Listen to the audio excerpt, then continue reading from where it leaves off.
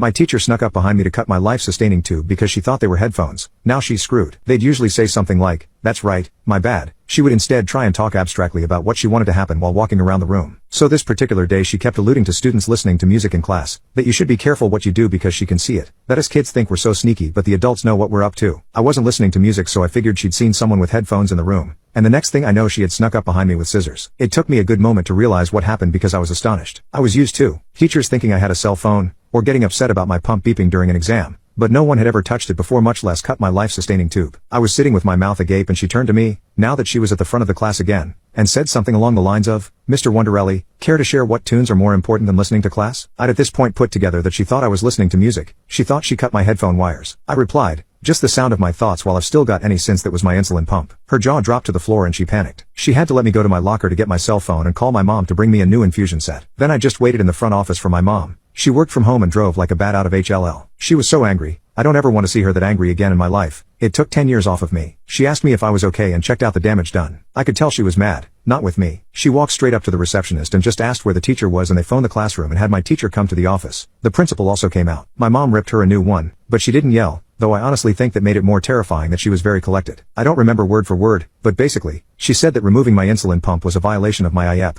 not to mention that it is a medical device and an extension of my body that is keeping me alive, and that she would have the audacity to damage life-saving medical equipment was reckless and criminal. That type 1 diabetes is no joke and takes lives. That she should count herself lucky she didn't damage the pump itself, let her know how expensive they are and everything they had to do to get me one. The teacher apologized to me and all the teachers got some more disability accommodation training. Or something.